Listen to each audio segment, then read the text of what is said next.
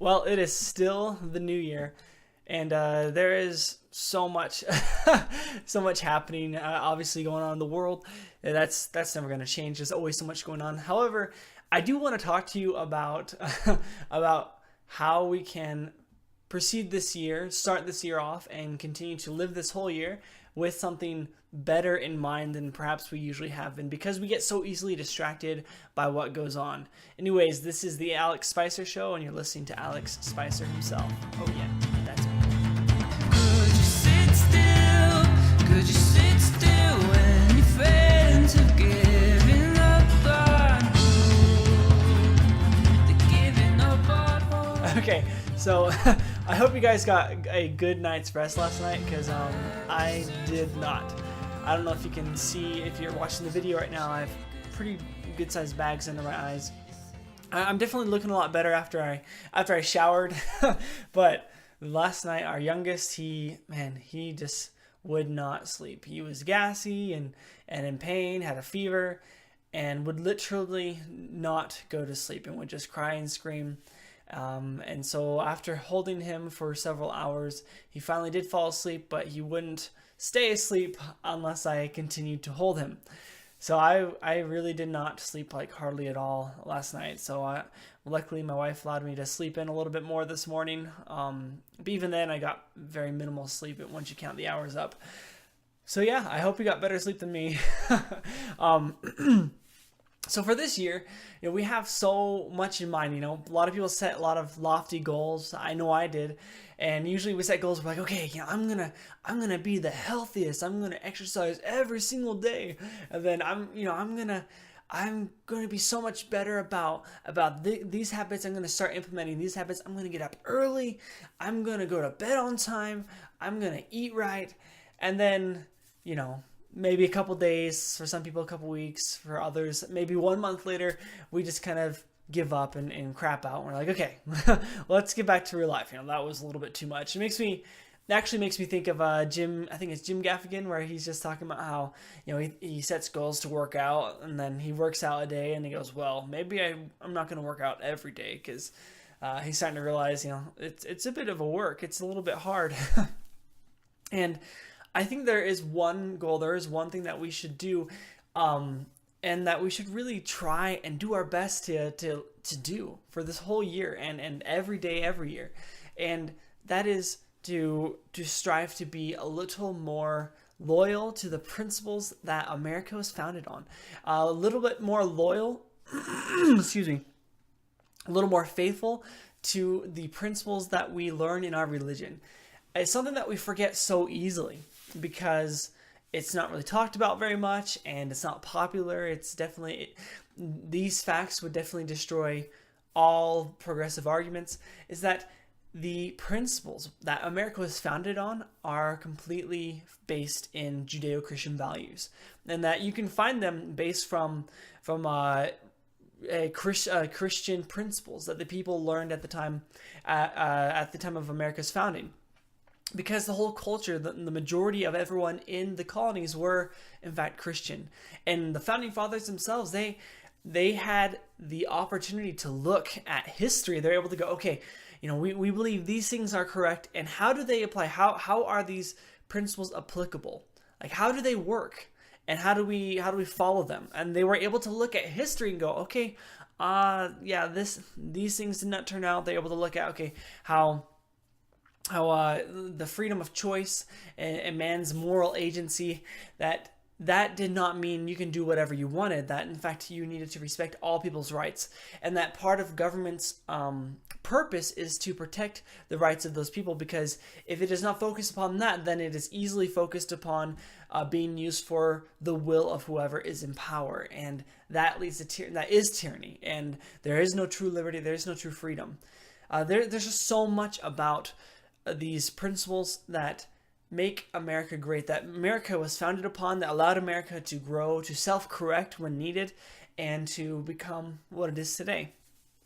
However, because we are forgetting these things, I want all of us, if you're listening to this, try to take the time to think about what principles, at least one or two of them, and think about, okay, what should I be faithful to? What can I focus on? Whether that is being faithful to the principle of equality. And when I say equality, I mean focus upon treating people equal under law, and showing them that equality of action and compassion, but never sacrificing your other principles. Obviously, you never take one to an extreme. Anything taken to an extreme it becomes a vice. Even some things such as love and compassion, it becomes totally skewed and not what it originally is. If you will take the time to choose one of those principles, it could be accountability. Maybe you need to be more accountable for the things that you're doing in your life. You can ask people to hold you accountable. Whether you're married, you could be like, hey, I want you to help hold me accountable to these goals I have, or to my actions regarding these things, or to God. He's the number one person that we can turn to always when we want to be more accountable. And speaking of principles and accountability, I've been thinking a lot about that actually, because I've been preparing for a presentation I'm giving at a preppers expo, where people go to buy things so that way they can be prepared for emergencies and problems that happen.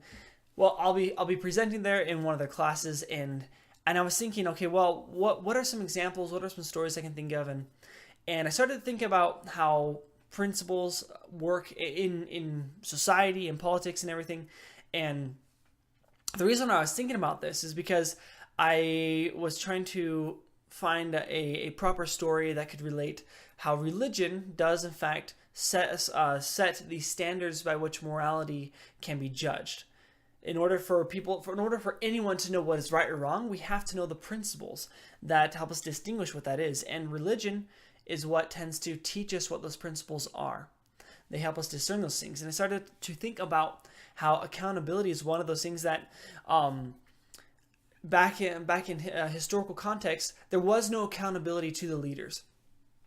And so because there was no accountability when it came to government, there was no power and no true liberty for the people. All power remained in those who were in charge. But then you started to see a lot of changes take place that really started to move the ball from that court more towards the people, and that was by placing more accountability on the leadership of the nation. One of the major examples that come to mind happens to be the Magna Carta. So the Magna Carta, this was at a time where the kings were basically in charge. They did whatever they wanted, though they did have a lot of noble ruling classes that they worked with, but the Magna Carta allowed these people, these nobles, these rich landowners to come in and say, okay, you know what, king, you cannot do whatever you want to do. We refuse to let that be a-okay. You need to sign this because we want there to be more accountability. That's essentially really what it was. And then so that started to break down the power, and then eventually England ends up with a parliamentary government that becomes somewhat representative of the people, and by the time the American colonies are founded, for a lot of the politicians in Parliament, it was based upon those who were voted in. And actually, that was a big problem that America had with Parliament, with the government in England, was that they would not allow them. They wouldn't allow them to vote in who they wanted to represent them in Parliament. And that was a major problem because once these Americans, once we started getting this taste of, hey, we have power, we have rights, we have these things too, and government should be held accountable for that, right? There was this understanding of accountability, and accountability leads to greater levels of freedom and even self-governance. You can't have higher levels of accountability without having higher levels of self-governance. That led the Americans to have the American Revolution, and they established a government that was hugely accountable. It was based in large measures of accountability, where the people ran the show. We voted all these people in, and everything that our politicians do, all these representatives do, they are directly accountable to us. And how we keep them accountable is that we then vote them in or out of office. We choose someone else, and also we can also look towards these other branches of government that keep the other powers in check, and we can go to them and try to, continue to keep because it's not just like one big hole and we vote, this one big body of government that has all power to do anything it wants, people in and out.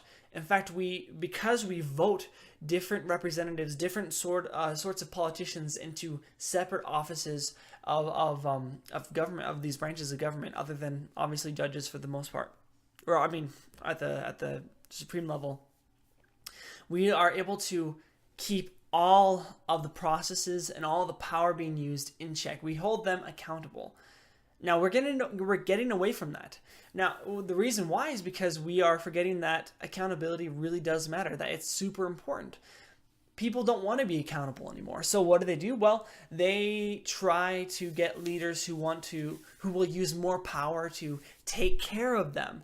And being taken care of means that you just want to be lazy. You don't want to have to do anything yourself. You really don't want to be accountable for and responsible for your own life. And the more corruption that goes on in our government, the more we are advocating